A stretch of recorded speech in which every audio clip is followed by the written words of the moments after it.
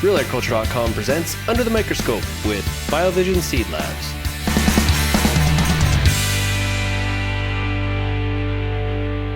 Okay, so we're actually here at BioVision Seed Labs, joined by Holly, and you guys have a herbarium downstairs, which we'll get to see in a little bit.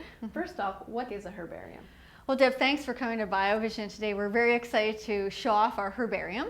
Now, a herbarium is a collection of plant species, of specimens.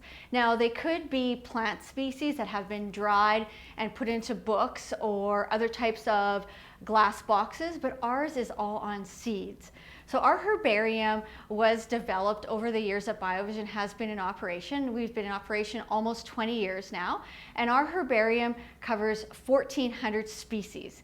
Now, those species include crops, as well as weed species. And when you break out the weed species, we have prohibited noxious, primary, secondary, and other classifications of weeds. Then we have all the crop species that would range from vegetables that are grown in BC to Western Canadian crops.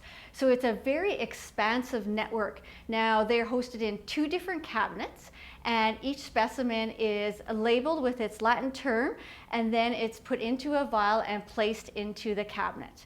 They are all categorized by family. So an example of a family would be Poaceae. And so then in each of that drawer, we'll have all of those specimens that are in that plant family. Okay, so we're not talking about Armageddon here, because we don't want to keep noxious weed seeds for in the event that we ever need to see them again. Yes. So why do you guys have a herbarium? They're used for reference, and reference really only. Each vial will have a very number of seeds in it. Some of them will only have 1 seed in it if it's a very rare seed. Some of them will have up to 20 different specimens in each of the vials. So the 2 tests we use the herbarium for is a physical purity, and that's a Canadian physical purity, where we go through a specific amount of seed and break out all the different crops as well as weeds. And if there is a weed or crop we cannot identify, that's what we use the herbarium for. We go and we use it as a reference to identify. Now, there is the odd case where we receive a sample internationally that may have a weed seed that we're not that familiar with. So our first step would be to go to our herbarium, try to classify it. Now, if we cannot locate it, then we engage the Canadian Food Inspection Agency. Now, the CFIA in Saskatoon holds the national herbarium. It's an amazing collection of species. So we will utilize their services there to help us identify species that are very rare. We'll ship them with a requisition form, the specific weed or crop seed that we're unfamiliar with. They will classify it based off the national herbarium and send it back to us. Then we add it to our collection and can use it for future reference. Now, we also use the herbarium for our pure seed, which is done in the forage crop species, where we list out, instead of the number of weeds, the percentage. So an example of it would be, a result would be, for instance, 95% Timothy.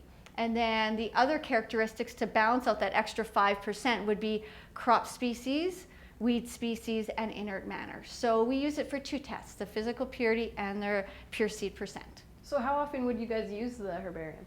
Well, we use it for training purposes. So if we have a new analyst that we are training, we will use it on a daily basis. We also have access to binders that have been developed by the Canadian Food Inspection Agency, which has all the weeds in the weed seed order, which is primary, secondary, noxious, prohibited noxious, as well as other weeds. So we will use it primarily for training purposes. Now, a training for an accredited analyst will take a few years. So, that cabinet gets opened quite a bit. But from day-to-day operations, our analysts have a lot of the information already stored in their memory.